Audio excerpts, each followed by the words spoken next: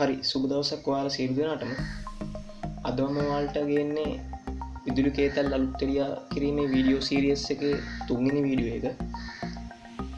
ඔයාලට පුළුවන් අපේ පළවෙනි සහ දෙවෙනි වීඩියෝ එක බලලා නැත්නම් පළවෙනි වීඩියෝ එකට මෙන්න මෙතන උඩින් ගිහිල්ලා ඒක බලන්න. ඒ වගේම තමයි අපේ විදුලි කේතල් අලුත්තෙලියා කිරීමේ දෙවෙනි වීඩියෝ එක මෙන්න මෙතනින් ගිහිල්ලා ඒකත් බලන්න පුළුවන්. හරි මට මේක ප්‍රෙපෑරින් වලට ලැබිච්ච විදුලි කේතලයක්. අපි බලමු මේකට මොකද වෙලා තියෙන්නේ කියලා. මම මේකට වතුර ටිකක් දාලා ප්ලග් කරලා තියෙන්නේ. දැන් මම මේකේ ස්විච් එක ඔන් කරනවා. එතකොට මෙතන රතු පාට ලයිට් එක පත් වෙනවා. හරි මම මේක විනාඩි කිහිපයක් තියලා බැලුවා. ඒ වුණාට වතුර නම් රත් වෙන්නේ නැහැ. නමුත් ඉන්ඩිකේටර් ලයිට් එක විතරයි පත් වෙලා තියෙන්නේ. දැන් අපි බලමු මේක කොහොමද මේ වගේ දෝෂයක් ඇති වුණොත් විදුලි කේතලයකට අපේ නිවසේදීම පහසුවෙන් අලුත්තුඩියා කරගන්න කියලා. මුලින්ම ඔයගොල්ලෝ මේක අන්ප්ලග් කරගන්න.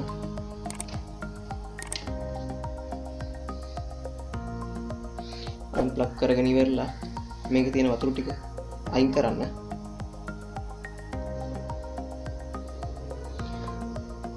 මේකේ ඉන්ඩිකේටර් ලයිට් එක පත් වෙනවා කියන්නේ මෙන්න මේ පවර් කෝඩ් එක ගැන කිසිම වරදක් නැහැ. අපිට මේක නැවත පරීක්ෂා කරන්න ඕනේ. අපි කෙලින්ම යමු මෙන්න මේ ජොග්ගුවට. හරි එහෙනම් අපි සුපුරුදු පරිදි ස්ක්‍රූ ඩ්‍රයිවර් එක අරගෙන ඉවරලා මේක රිමූව් කරගමු.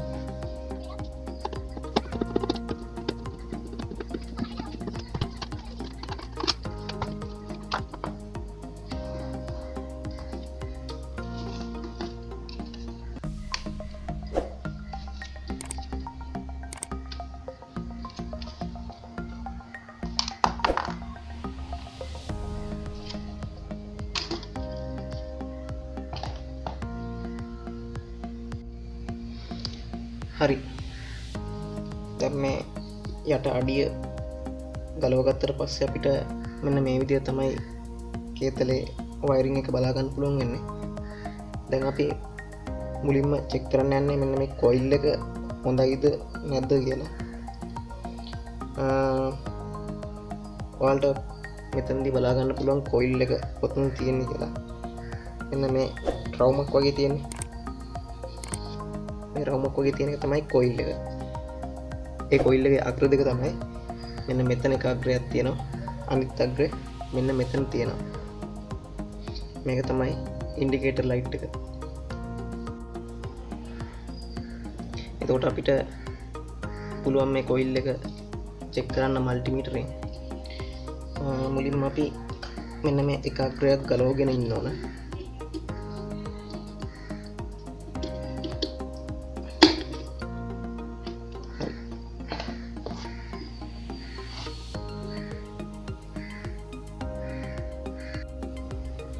හරි දැන් මම මේ කොයිල් එක මල්ටිමීටරේ පාවිච්චි කරලා චෙක් කරන්න යන්නේ. මෙතනදී මම මල්ටිමීටරේ ඕන් කරලා කිලෝ ඕම් 20කට වගේ කඩා ගන්නවා. මම මේක ඇත්තටම චෙක් කරන්න යන්නේ ඕම් රේන්ජ් එකේ. ඒකයි මම ඕම් රේන්ජ් එකට දැම්මේ.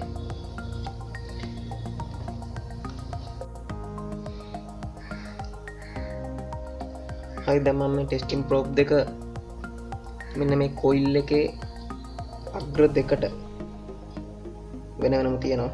හරි මෙහෙම තිබ්බම එලිමන්ට් එක කියන්නේ කොයිල් එක හොඳයි නම් ඇත්තටම මල්ටිමීටරෙන් පෙන්වන බිඳුව. නමුත් මෙතනදී මල්ටිමීටරෙන් අපිට පෙන්වුම් කරන්නේ එක. ඒ කියන්නේ කොයිල් එක වැඩ කරන්නේ නැහැ කියලා තමයි මෙතනදී කියන්නේ. ඒ කියන්නේ කොයිල් එක පිච්චිලා කියන එක තමයි මෙතනදී අපිට තහවුරු කරගන්න වෙන්නේ. වැඩේ කියන්නේ අපිට අර ප්ලාස්ටික් කෙටල් එකේ එලිමන්ට් එක වගේ මේක මාරු කරගන්න නම් අමාරුයි. මොකද මේක මේ කොයිල් එක මේ කෙටල් එකට තියලා පාස්සලා තියෙන්නේ. එතකොට ඉතින් අපිට මේ කෙටල් එක සම්පූර්ණයෙන්ම අයින් කරලා දාන්න තමයි වෙන්නේ. මොකද අපිට මේක කරන්න ටිකක් අපහසුයි. බැරිකමක් නෑ, කරගන්න පුළුවන්. ඇත්තටම මේ වගේ කෙටලයක් හදන්න යනවට වඩා අලුතෙන්ම කෙටලයක් ගන්න එක ලාභදායි. එතකොට මතක තියාගන්න, මේ වගේ කෙටල් එකක එලිමන්ට් එක දෝස් සහිත වුණොත් කෙලින්ම අත්තරලා දාන්න, කෙටල් එක අයින් කරලා දාන්න. ඔයාලට යම් දෙයක් ඉගෙන ගන්න අවශ්‍ය නම් ඒ වගේ දෙයක් අත්හදා බලන්න. හැබැයි ඔයගොල්ලෝ රිපෙයාරින් ෂොප් එකක් පවත්වාගෙන යනවා නම් ඒ වගේ දේවල් වලට අත ගන්න එපා. ඒක තේරුමක් නැහැ.